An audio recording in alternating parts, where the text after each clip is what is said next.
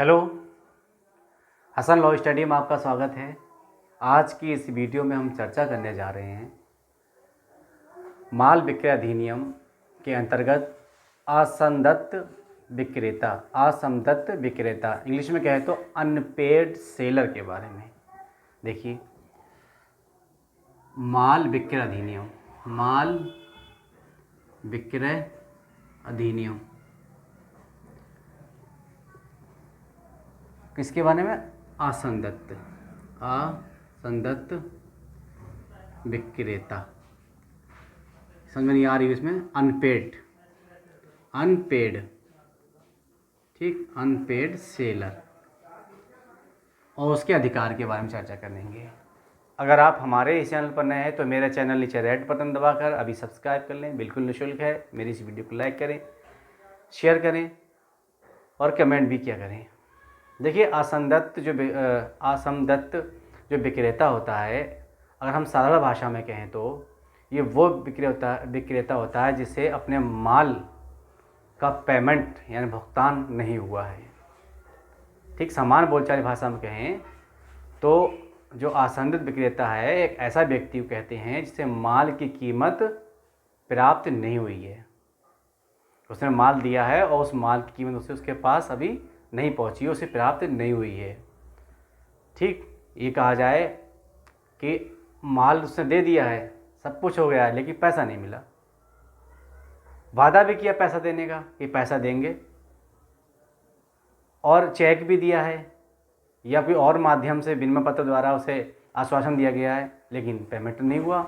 जो उसका चेक था, जो विनिमय पत्र था, उसका अनादर कर दिया गया है। ठीक, उसे कैंसिल कर दिया गया है।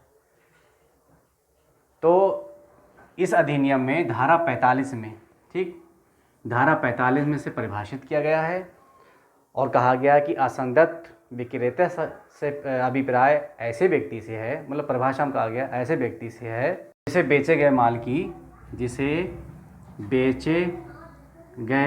की ठीक पूरी कीमत प्राप्त नहीं हुई है, पूरी कीमत प्राप्त नहीं हुई है। ठीक, और कहा गया है, पहले भाग तो ये है, दूसरे भाग में ये कहा गया है कि जिसे कीमत का भुगतान विनिमय पत्र, ठीक है, मैंने अभी जो बोला था, विनिमय पत्र द्वारा देने का जो आश्वासन दिया गया था या चेक जो के द्वारा जो आश्वासन दिया गया था उसका अनादर कर दिया गया है। क्योंकि कहा गया है आपके खाते में पर्याप्त बैलेंस ना होने के कारण ये चेक अनादर कर दिया गया है। तो जिसने माल बेचा था उसे ना पैसा मिला, उसे जो विनिमय पत्र मिला और जो उसे चेक मिला था, कोई इनमें से कोई चीज़ मिली थी, आश्वासन दिया गया था कि ये चेक दे रहे हैं हम, इसमें पैसा आएगा खाते में और आप निकाल लेना, उसका भी अनादर कर दिया गया। उसके माध्यम से उसे पैसा नहीं मिला तो वो कहलाता असंदत्त विक्रेता। तत्व कौन कौन से हैं? दो तत्व हैं।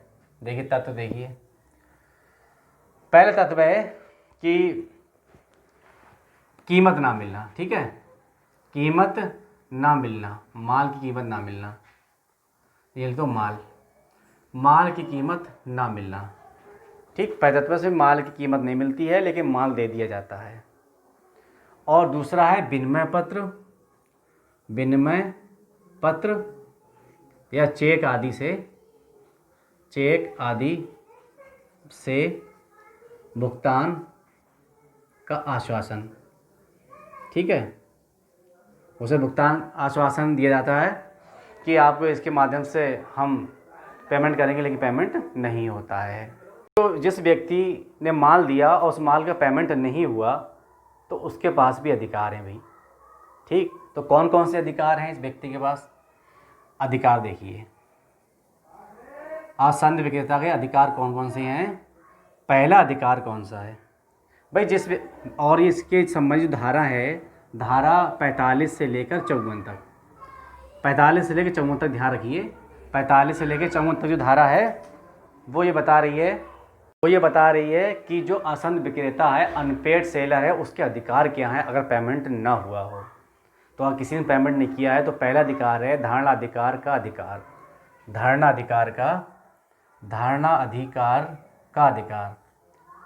ठीक, अब धारणा अधिकार क्या होता है?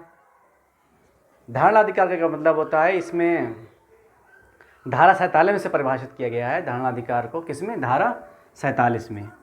इसी अधिनियम की धारा 47 में ये कहा गया है, इसका अर्थ ये बताया गया है कि जो असंदिग्ध विक्रेता माल का कब्जा तब तक अपने पास रखेगा, अपने पास बनाए रखेगा, जब तक कि उसकी कीमत का पूर्ण रूप से भुगतान नहीं कर दिया जाता। ये होता धारणाधिकार। मतलब कहने का ये है कि अगर किसी व्यक्ति ने अपना माल बेचा और उसका पेमेंट नहीं आया तो उसके पास ये अधिकार है, उससे धारण करने का अधिकार है।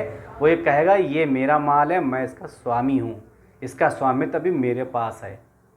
ये धारण अधिकार हो गया उसका।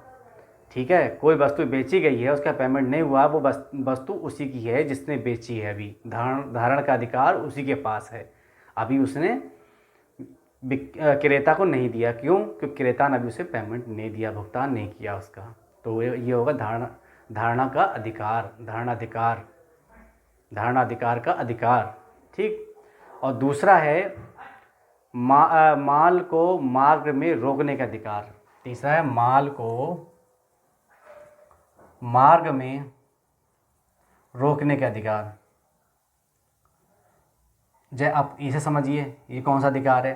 देखिए, उसने आपके आश्वासन पर, विश्वास पर माल भेज दिया कि आज आप माल भेज दीजिए, हम परसों तक आपको पेमेंट कर देंगे। अब आप परसों तक पेमेंट नहीं कर रहे हैं तो इसका मतलब अगले दिन जो आएगा तीसरा, तो आसंद विक्रेता जो है, अनपेड सेलर है, उसके पास ये अधिकार है कि जो माल यहाँ से निकल गया अभी रास्ते में है, तो उस माल को रोक सकता है। वो माल को रोक सकता है, वो माल आप तक नहीं भेजेगा अगर आप पेमेंट नहीं करेंगे। ये उसके पास अधिकार है। ठीक। और तीसरा अधिकार है माल का पुनः विक्रय का अधिकार। माल इधर देख लीजिए, माल तीसरा वाला, माल के पुनः विक्रय का अधिकार। क्या अधिकार पुनः विक्रय का? मान लिया किसी विक्रेता ने कोई वस्तु बेची और उसका पेमेंट नहीं हुआ, असंदिग्ध विक्रेता है वो, उसे पेमेंट नहीं मिला, तो एक निश्चित समय भी होगा कि 5 दिन में पेमेंट देंगे या 10 दिन पेमेंट देंगे। अगर 5 दिन पेमेंट आपने नहीं दिया और ऐसी वस्तु है जो जल्दी ख़राब होने वाली है, तो उसके पास ये अधिकार होता है, धारा 54 में ये इसका अधिकार है, वो उस वस्तु का पुनः विक्रय कर सकता है। जिस वस्तु को वह किसी व्यक्ति के साथ बेच चुका है लेकिन उस व्यक्ति ने उसका पेमेंट नहीं किया है, तो फिर क्या उसके पास ये अधिकार है कि वो उस वस्तु को अब किसी और के हाथों बेच सकता है, किसी और से उसका सौदा कर सकता है। ठीक। और ये जो माल का मार्ग में रोकने का धारा थी वो 50 थी, इसमें धारा 50 थी, बताया नहीं मैंने अभी।